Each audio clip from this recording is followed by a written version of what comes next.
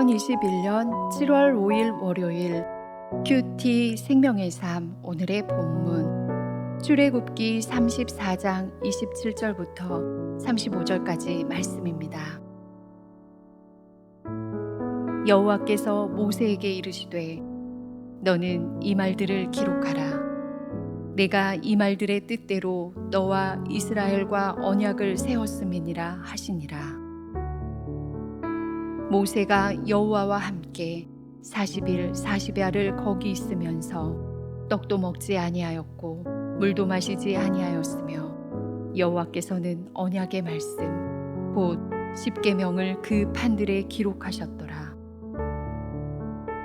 모세가 그 증거의 두 판을 모세의 손에 들고 시내산에서 내려오니 그 산에서 내려올 때에 모세는 자기가 여호와와 말하였으므로 말미암아 얼굴 피부에 광채가 나나 깨닫지 못하였더라. 아론과 온 이스라엘 자손이 모세를 볼 때에 모세의 얼굴 피부에 광채가 남을 보고 그에게 가까이 하기를 두려워하더니 모세가 그들을 부르매 아론과 회중의 모든 어른이 모세에게로 오고 모세가 그들과 말하니 그 후에야 온 이스라엘 자손이 가까이 오는지라. 모세가 여호와께서 시내산에서 자기에게 이르신 말씀을 다 그들에게 명령하고 모세가 그들에게 말하기를 마치고 수건으로 자기 얼굴을 가렸더라. 그러나 모세가 여호와 앞에 들어가서 함께 말할 때에는 나오기까지 수건을 벗고 있다가 나와서는 그 명령하신 일을 이스라엘 자손에게 전하며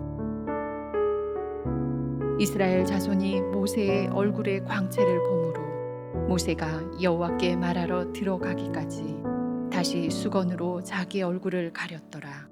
아멘.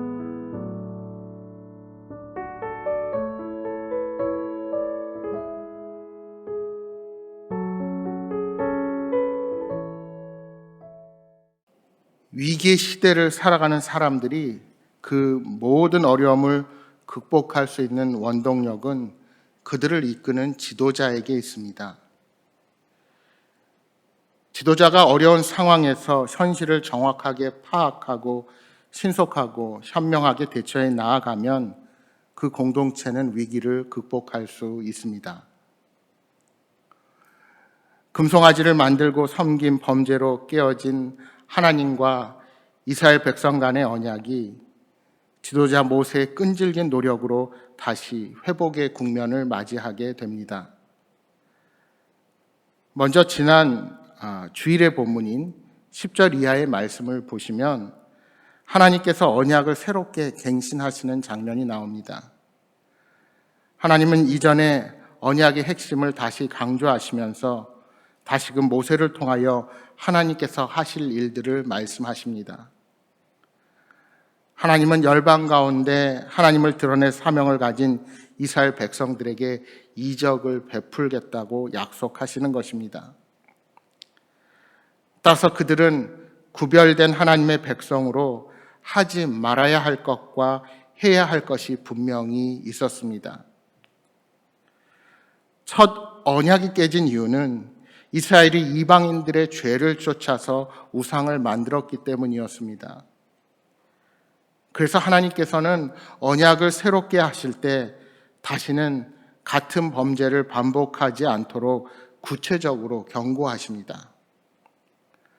아모리, 가나안, 헷, 브리스, 히위, 여부스 족속의 사람들과 절대로 언약조차 세우지 말라고 명령하시는 것입니다. 또한 그들이 섬기던 모든 우상을 완전히 파괴하라고 명령하십니다. 우상을 섬기는 그 어떠한 행위도 결코 따라해서는 안 되었습니다. 하나님과 이스라엘이 맺은 언약의 핵심이 바로 하나님 외에 다른 신을 섬겨서는 안 된다는 것입니다. 하나님은 다른 신에게 절하지 말라고 하시면서 하나님의 마음을 사람의 마음에 비유하여 질투의 하나님이시다라고 말씀합니다. 왜 하나님께서 질투라는 표현을 쓰실까요? 질투라는 표현을 의도적으로 사용하시는 이유는 그만큼 하나님의 마음이 백성을 향한 사랑으로 가득 차 있기 때문입니다. 여러분, 우상을 섬기지 말라는 명령의 본질은 단순히 금신상이나 어떤 대체된 물건에 절하는 것만을 의미하지 않습니다. 우리가 하나님이 아닌 다른 것에 시선을 두고 그것을 하나님보다 더 사랑하면 그것이 우상 숭배요 하나님을 떠난 것이라고 말씀하시는 것입니다. 많은 사람들이 재물이 우상이 되어 이 땅을 살아갑니다. 돈이 인생의 목적이 되어 재물을 축적하고자 사람들에게 피해를 주고 빼앗으며 살아갑니다. 그러나 우리 주님은 재물과 하나님을 겸하여 섬길 수 없다고 분명히 말씀하셨습니다. 돈을 우상으로 섬기는 한 일시적인 행복은 누릴지 모르지만 오히려 그것으로 인해 허무한 인생을 경험하게 될 것입니다. 따라서 하나님의 백성은 오직 하나님만 사랑해야 합니다. 진정한 행복은 오직 하나님을 사랑하는 사람에게만 약속되어 있는 것입니다. 이어서 하나님은 절기에 관한 계명도 언급하십니다. 이스라엘은 출애굽을 기억하여 무교절과 안식일 그리고 칠칠절과 수장절을 지켜야 했습니다. 이러한 절기에 이스라엘의 모든 남자는 매년 3번씩 하나님 앞에 나아가야 했습니다. 이것이 바로 후에 약속의 땅 가나안에 거하게 될 때 이스라엘 백성들의 3대 절기가 되어서 무교절, 칠칠절, 수장절에 남자들이 하나님의 성전이 있는 예루살렘으로 올라 절기를 지킬 의무를 가지게 된 것입니다.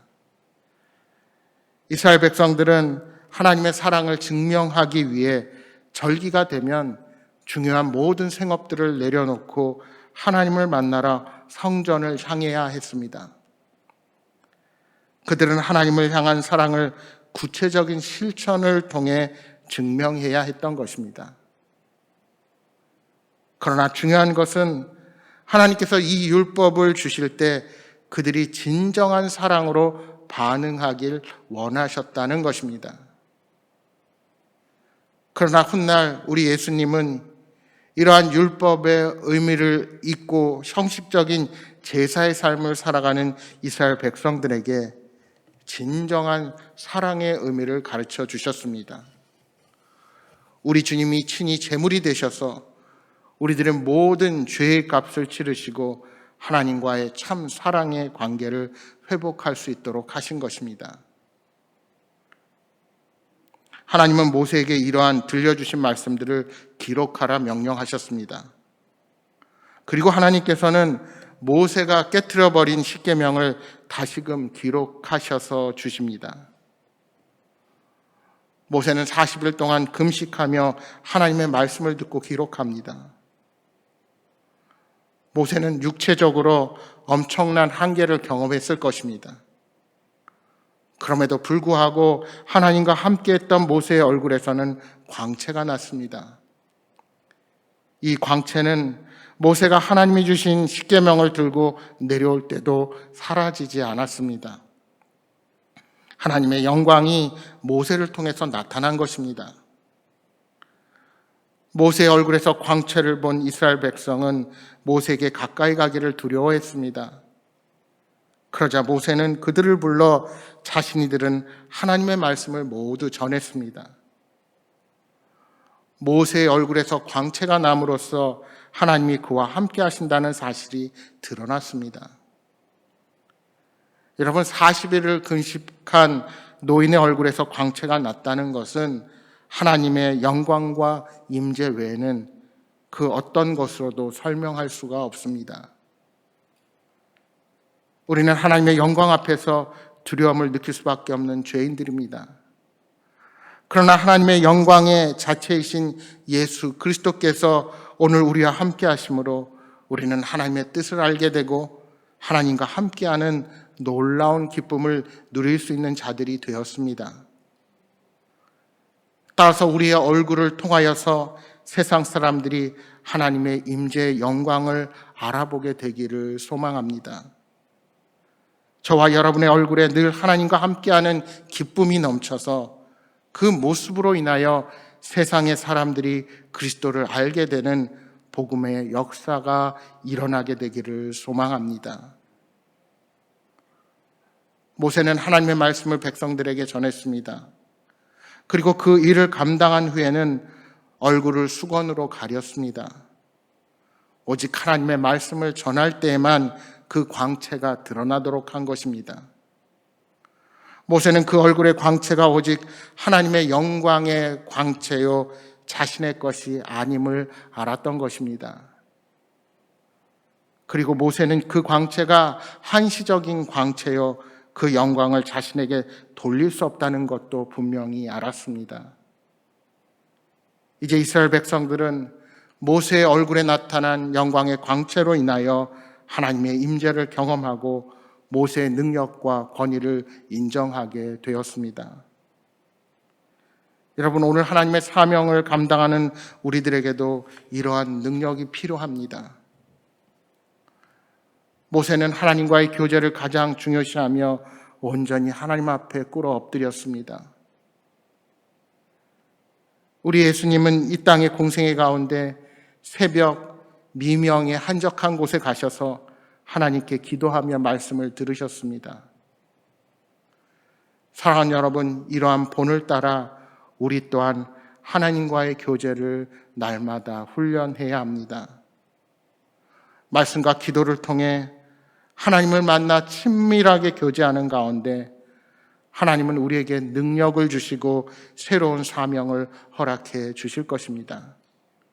그 믿음으로 이 한 주도 주님과 함께 친밀하게 교제하며 날마다 하나님의 임재를 경험하는 복된 날들이 되시기를 주님의 이름으로 축복합니다.